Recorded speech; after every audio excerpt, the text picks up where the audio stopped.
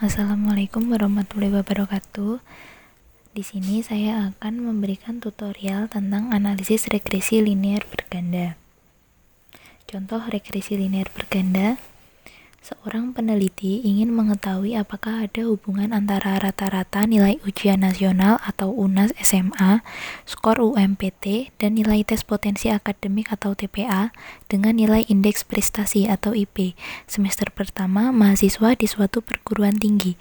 Untuk itu dilakukan penelitian untuk menguji apakah ada hubungan antara rata-rata nilai ujian nasional atau UNAS SMA, skor UMPT, dan nilai tes potensi akademik atau TPA dengan nilai indeks prestasi atau IP semester pertama mahasiswa di suatu perguruan tinggi.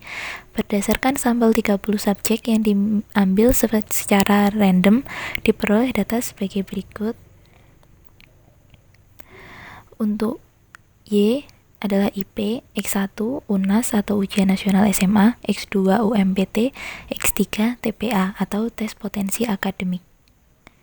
Selanjutnya, ini merupakan data yang sudah dimasukkan di SPSS.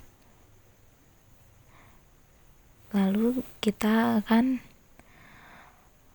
menghitung menggunakan aplikasi SPSS. Pertama kita buka, klik Analyze,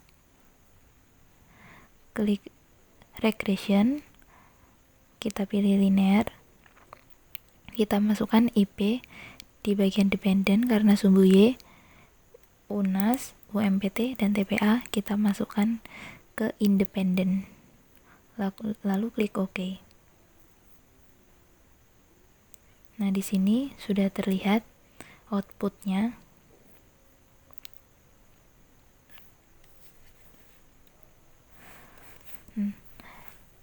Analisis hasil pengolahan data, persamaan regresi yang diperoleh dengan IP konstan 1,436 min 0,040 dari UNAS, min 0,02 dari UMPT, dan plus 0,006 dari TPA.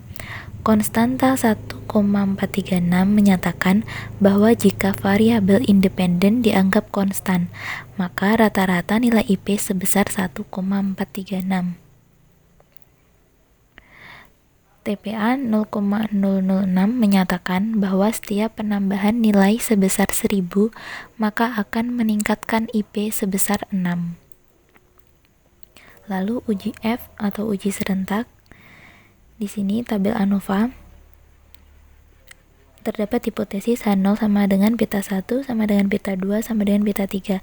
Tidak ada pengaruh secara serempak variabel X terhadap variabel Y. Dan H1, hipotesis 1, B1 tidak sama dengan B2, tidak sama dengan B3.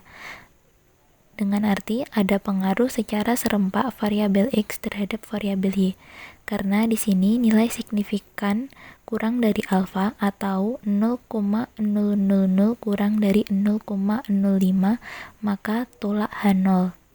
Sehingga model regresi dapat digunakan untuk memprediksi IP atau sumbu Y atau UNAS, UMPT, dan TPA secara bersama-sama berpengaruh terhadap IP. Untuk uji T atau uji parsial, ini merupakan tabel koefisien. Untuk variabel X1